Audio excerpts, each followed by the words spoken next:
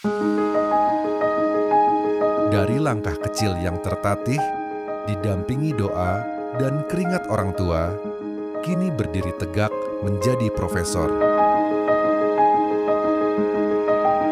Di balik gelar inilah, ada jembatan panjang bernama pengorbanan orang tua yang rela lelah lebih dulu demi anaknya.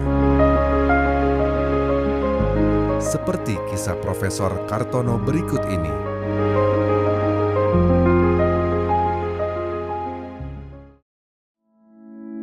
Ya, jadi saya itu lahir di suatu dusun ya, namanya Jaringau. Itu desa yang sangat terpencil lah, dan tidak dilalui oleh lalu lintas jalan umum dari wilayah lain, sehingga terisolir lah gitu ya. Namanya Jaringau ya. Nah, sehingga kehidupan di sana juga jangankan apa ya, mungkin masih kategori disebut primitif mantunya, tapi dari sisi keyakinan sama jadi ketika itu masih banyak inilah Buddha Islam. Ya Buddha, ya Islam gitu. Banyak sesaji, banyak keyakinan-keyakinan. Ya, saya cerita dari ibu, katanya saya waktu kecil itu sakit-sakitan. Sehingga kata kepercayaan orang di sana ini, anak ini harus dibuang katanya. Ya, dibuang lah. Buang bala mungkin ya, gitu aja. Tolak bala ya. Sehingga ya dibuang lah, tapi dibuang dalam pengertian tidak dibuang gitu saja lah. Artinya dijauhkan dari keluarga dulu. Akhirnya ada yang mungut tuh, orang kota, Nenek Harno namanya lah ya gitu. Sehingga saya disusui oleh dia sampai usia 3 tahun lah, 3 tahun. Akhirnya dipungut lagi sama emak, dipulung lah, cek bahasa Sunda nama kan dipulung ya tetehnya. Nah, sehingga di kampung saya itu saya lebih kenal pulung daripada Cartono. Ibu ibu di rumah lah, ngebon lah, terus ke sawah gitu aja. Bapak ya jual kayu bakar, jual bambu diikat, berapa batang itu diikat, dijual ke kota. Masa kecil saya itu karena terilhami oleh paman ya, saya cita-cita jadi dalang. Ya makanya saya suka ngebuat wayang-wayangan yang terbuat dari pelapa singkong. Terus saya bikin panggung. Nah, saya itu mengenang masa kecil. Jadi anak-anak kecil saya undang gitu, suruh nonton, saya ngedalang di atas itu, pakai itu. Jadi saya masuk SD di SD Negeri 2 Cibenying ya, itu kurang lebih 4 kilo lah dari rumah, sehingga harus jalan kaki, tapi jalan kakinya itu lewat pegunungan dan curam gitulah ya gitu. Sehingga mungkin kan di antara 5 bersaudara itu hanya saya yang lulus SD. Saya dari keluarga buta huruf lah, orang tua juga nggak bisa baca, walaupun tidak ranking satunya, tapi ya alhamdulillah lah tidak kalah dengan orang-orang yang dari kota yang mungkin kesadaran orang tuanya udah ayah abi mah ke sekolah itu betul dilepas gitu, diabur gitu. Mungkin karena keterbatasan ya, saya untuk pengen baca aja cari buku susah. Jadi ketika ada buku di sekolah, di perpustakaan, dipinjam, pas pertama kali bisa baca, bacanya itu 40 ke kanan, 40 ke kiri, tetangga kayaknya kedengaran semua tuh. Saking ini ya untuk itu. Ya, dan kemudian akhirnya alhamdulillah bisa SMP. Saya di SMP Islam Majenang ya. Itu yang paling dekat juga ya. Jadi kayaknya generasi pertama yang masuk SMP. Dari 4 orang teman SD yang masuk SMP itu ada 2 orang. Saya dengan dia. Ya, alhamdulillah bisa masuk SMP, tapi itu juga ya biasanya jalan kaki, jalan setapak kan gitu ya. Dan untuk bayar SPP juga saya diajak sama bapak ya, harus ngambil singkong dulu, ambil singkong, kemudian dijual ke kota, panggul. Nah, bagaimana saya menyaksikan kedua orang tua menafkahi keluarga ya, sebagai kadang-kadang jual kayu bakar, itu tuh begitu terekam gitu. Tadinya saya mau ke SMA kan, tapi kan kondisi sehingga nganggur lah gitu lah. Akhirnya ada yang ngajak gitu ke Bandung. Saudara ajak ke Bandung, dia kerja di bangunan, ya ikut dia tuh di Jalan Jakarta tuh rumahnya itu. Qadarullah akhirnya saya dihijrahkan ke Bandung ya. karena katanya sayanya orangnya baik. Jadi ceritanya saudara saya itu yang dari Bandung ke kampung, terus punya anak kecil. Terus kadang-kadang kan saya senang anak kecil, ya. Jadi di mall nggak mau tidur di pek, bisa tidur dibarengin. Udah ikut aja ke Bandung, nah, gitu. Ya akhirnya saya di situ ya sekali-kali kerja bangunan. Nah tetangga dia itu jadi supir bos di tukang fotokopi, gitu. Akhirnya itu katanya memerlukan ini, bisa nggak fotokopi? Aduh belum pernah. Ya udah nanti diajarin dulu. Akhirnya ceritanya dapatlah pekerjaan di fotokopi di Cikapundung Barat. Jauh dari Malano Jaya, namanya Malano Jaya. Jauh, situ naik bis kota kan gitu. naik bis kota. Udah setahun di situ. Jadi kalau lihat seragam SMA itu kayak ngidam gitu lah. Oh. Seperti waktu SD pengen selesai. Ayo, aduh, cantik, cakep-cakep begitu ya. Kan fotokopi ke situ kan. Habis sekolah teh kan itu senang kayaknya kalau bisa sekolah di sini. Akhirnya keinginan yang kuat itu melahirkan keberanian ke bos saya. Om, boleh nggak? Saya mau sekolah lagi gitu. Tapi bisa nggak saya bekerja gitu. Jadi kalau ada nanti pagi-pagi kerja dulu sampai jam 12, nanti siangnya izin sekolah, mau nyari yang siang. Terus nanti untuk nutup bolongnya pekerjaan, saya bersedia balik lagi ke toko untuk nungguin toko buku sampai jam setengah 10, jam 10 malam. Nah, gitu. Ya, nyari ke SMA 7, ke SGO, terus ke SMA 4. Negeri mah nggak ada yang siang. Ketemulah namanya SMA 55 Asia Afrika gitu.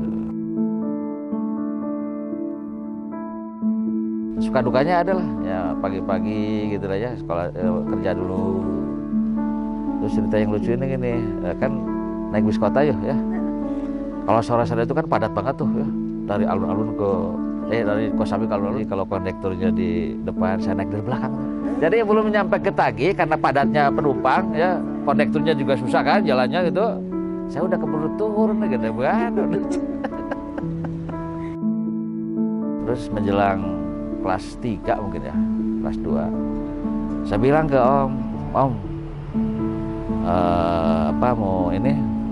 mau ngontrak biar mandiri gitu, jadi biar mandiri. Kenapa kamu pindah? Kamu nggak betah ya? Anggap biar mandiri. Itu kamar ukuran 1 meter, sekitar 20-an lah ya, kali 3 meter, panjang, rada panjang. Kasur lagi ukuran nomor seberapa lah. Itu kamarnya kecil, nggak apa-apa Bu, penting mah bisa istirahat. Di mana? Di Gang Soma nomor 10. Oh, di Gang Soma. Gang Soma nomor 10. Keluarga Pak Melvin dan Ibu Sundari. Saya menyaksikan keluarga sederhana ya. Tapi kesadaran orang tua investasi di pendidikan itu pada anak-anaknya itu begitu luar biasa. Nah, jadi rada kaya deh itu, aduh saya harus sekolah. Termotivasi lagi. Ya udahlah gitu. Akhirnya yang saya bidik apa coba? Fakultas Kedokteran. Saya ingin jadi dokter. Karena di benak saya itu masa sih alumni kedokteran sengsara. Makanya saya senang biologi akhirnya kan. Tapi aduh gak diterima. Akhirnya? Ya udahlah, mungkin Allah takdirkan ini. Akhirnya saya daftar ke Politeknik Cibaruga. Diterima di teknik pendingin Polban. Tapi di situ saya nggak bisa sambil kerja. Karena kuliah beda jeung sekolah. Sekolah mah kan siang gitu nya. Ya makan pagi-pagi aja kuliah. Terus ke siang aja deh. Ya, cari-carilah gitu karena aya swasta mah kan penerimaan teh rada lambat tuh nya. Daftarlah ke Unpas. Makanya berkaca dari Polban lah gitu lah nya. Cari fakultas yang paling murah. Jatuhlah ke FKIP nah, gitu. Ya karena di situ yang paling cocok biologi ya ambil biologi lah kayak cita-cita tadi teh ya kan. Kan Jojo ditunjuk jadi ketua angkatan. Gitunya padahal botak. Kalau ada dosen punya modul apa izin dulu ke dosennya. Pak ini teman-teman mau ini nih. Oh ya sok silakan. Kan saya tukang fotokopi ahli. Jangan kasih Om bisa nego menggunakan kertas bekas teh anu geus karoneng sih gitu nya. Tapi kan masih mah teu kudu kertas kan. Yang penting isinya. Akhirnya lumayan gitu lah. Ada aja gitu. itu sampai semester 2 lah, semester 2 semester 3 lah ya. Nggak cukup juga gitu ya di situ. Kayaknya kerja di asuransi di Penin Life itu yang bersebelahan dengan Gramedia. Iya. Penin Life, kerja juga di Gramedia, kerja juga di Madu Nusantara. Juga sambil kerja kan gitulah ya, cukup lah gitu. Ya udah saya undurin diri dari asuransi, dari Gramedia juga gitu. Nah di situ saya fokus aktif di kegiatan kemahasiswaan. Setelah dapat beasiswa. Iya sudah beasiswa. Alhamdulillah bertahap tuh, dari mulai ketua angkatan, ketua hima, jeung ketua umum wae lah, ketua hima, ketua senat fakultas, BEM aya namanya, BEM fakultas. Terus itu waktu itu Prof Didi jadi dekan di FKIP, saya ketua BEM-nya itu. Bebarengan. Jadi kemudian beliau luar biasa lah ya. Kemudian ke BEM Universitas. Beliau PLT Warek 3 dulu. Saya ketua BEM tahun 9495. Nah dari situ mulai kenal dosen, dekat dengan rektor, dengan ini, terus bergaul dengan jejaring mahasiswa lain gitulahnya. Sehingga ternyata itu juga wasilahnya melalui beliau-beliau ya, itu ternyata menjadi anak tangga untuk meniti karir berikutnya. Jadi enggak gini aja kata Pak Didi teh ya, kamu mending kuliah lah. Bila perlu surat-surat nu dalam rangka mendukung kuliah, kayak bapak ya damalkeun tawis. Akhirnya saya kenal dengan Dirjen Kemahasiswaan, ada sering ini ya aktivis dia bahalanya.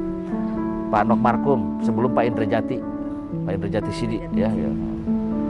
Yang datang saya ke sana ke Jakarta, Pak, alhamdulillah udah beres kuliah, terus pengen sekolah lagi tapi yang gratis. Kamu udah jadi dosen belum waktu Pak? Dulu mah kan S1 juga bisa jadi dosen, bahkan dosen-dosen saya juga sebagian masih S1 kan. Iya ini ada beasiswa tapi BPPS namanya, tapi ini untuk dosen. Tapi ada juga nih IPK-nya cukup nggak? Berapa Pak? Ya minimal 3. Alhamdulillah Pak cukup Pak. IPK saya 3,25. Ya udah nih ada beasiswa BPPS, ada beasiswa unggulan. Kalau yang beasiswa unggulan mah nggak harus jadi dosen. Gitu. Jadi kayaknya lapor lah ke Pak Didi, Pak ini. Ya sok damalkeun atuh, sok damalkeun Kartono. Iya nak maksud dan tujuan nak bapak mah tinggal nawis. Jadi dulu mah beasiswa BPPS teh gampang, suratan penting mah ya rekomendasi dari rektor. Ayeuna mah kan kudu aya japung, aya naon. Akhirnya ya udah dua-duanya yang BPPS sudah daftar ke IKIP ya, masih IKIP dulu. Saya termasuk kategori S2 saya itu masuk IKIP keluar UPI. Terus beasiswa ITB juga beasiswa unggulan. Tapi ya alhamdulillah hanya selisih sebulan. Saya di ITB selesai duluan bulan Mei, ya, bulan Mei di IKIP bulan Juni. Alhamdulillah. Abi seorang ayah yang sangat bertanggung jawab. Dia tidak dengan kata-kata dalam mendidik anaknya, tapi mungkin dengan keteladanan. Mungkin dengan gayanya ya beda dengan saya. Kalau saya dengan bahasa dan kata-kata gitu. Kalau Abi sih tidak dengan, mungkin lebih ke memberikan pandangan bagaimana ke depan, kemudian dengan keteladanan dia. Gitu. Abi adalah sosok ayah yang sangat hebat dan memiliki jiwa kepemimpinan yang bagus. Jadi bisa dituruti oleh anak-anaknya untuk menjadi cerminan super dad. Karena Abi dari kecil emang mungkin dilahirkan dari keluarga yang sedikit, dan Abi bisa berjuang dari ekonomi yang begitu itu, dan keren lah menurut saya Abi. Ya, jadi saya masuk ke Unpas tahun 2000 ya. Sebelumnya oleh Prof Didi sudah diamanahi sebelum jadi dosen tetap itu memang saya sudah magang juga. Kata Prof Didi ya, udah Sok kamu kalau mau ngajarnya temui aja Pak Pidin di MKDU ya. Jadi saya ngajar mata kuliah ilmu alamiah dasar di Fakultas Ekonomi, di Fakultas Hukum, di Fakultas Ilmu Sosial Politik. Akhirnya diusulkan ke Pak Atim teh sebagai dosen magang. Usulan dosen magang kaluarna SK tetap. Prof. Hartono seorang sosok yang sangat luar biasa, sangat inspiratif. Dia bagi saya memiliki keinginan, cita-cita yang sangat besar, punya visi yang sangat strategis, dan itu bagi saya sebagai partner rekan kerja, memang Pak Cartono itu harus cepat dikejar. Jadi Pak Cartono itu larinya cepat. Saya mengenal Prof. Dr. Cartono MPD MT itu sejak saya mahasiswa. Jadi kalau tidak salah saya itu mahasiswa pertama yang diajar oleh beliau. Dan juga beliau merupakan salah satu dosen Unpas, khususnya di FKIP, Program Studi Pendidikan Biologi, yang memiliki idealisme yang luar biasa, baik itu idealisme dalam hal keilmuan maupun idealisme dalam hal bagaimana memajukan pendidikan bangsa ini. Sesuatu yang tidak terbayangkan, ya kalau di kampung gitunya jadi guru besar, ya Allah. Makanya kita bersyukur dengan itu semuanya. Ya kan memang kehidupan itu dilihat dari dimensi waktu, kan masa lalu, masa kini, masa depan ya. Apa yang kita nikmati hari ini ya memang buah dari perjalanan masa lalu ya. Dan Allah itu memberikan sesuatu kepada kita, pada ujung-ujungnya memang sesuai dengan kadar kepantasan yang kita upayakan. Jadi profesor itu juga memang tidak lepas dari perjalanan masa lalu ya. Jadi untuk kemudian ke depan ya bagaimana sekarang kan gitulahnya. Makanya bagaimana menyikapi guru besar ya bisa dalam rangka mendesain, merancang masa depan, karena kan tanggung jawab kita sebagai guru besar kan makin ini lagi, tanggung jawab diri, tanggung jawab sosial, tanggung jawab akademik lah gitu ya. Sehingga nilai kebermanfaatannya, nilai dampaknya itu harus lebih luas. Sehingga ini juga awal kita untuk mendesain bagaimana jabatan sebagai guru besar itu mampu berkontribusi secara positif untuk pendidikan kita, karena kita berkecimpung di dunia pendidikan tinggi. Bagi saya, dimanapun aktif, saya tidak melihat besar kecilnya organisasi, tidak melihat posisi saya di mana. Yang jelas di situ ada potensi kebermanfaatan, saya bermanfaat, ya udah saya lakukan. Namanya saya aktif di MUI, saya aktif di Aljabar, ya karena itu tadi gitu aja, ada potensi-potensi yang bisa saya manfaatkan. Untuk apa? Untuk kebesaran institusi. Nah, tempat induk kami mah Unpas kan, Paguyuban Pasundan. Sehingga dengan aktif di komite ada ruang untuk berdakwah tentang pentingnya investasi dalam bidang pendidikan kan. Ya tentu kamanade diarahkeun ya ka Unpas kan gitu aja. Jadi ieu mah lain cenah kan, abi contoh alumni Unpas oke kan gitu. Sehingga ada potensi itu secara kelembagaan, juga mimpi ingin menjadikan pendidikan itu sebagai panglima untuk memperbaiki negeri ini.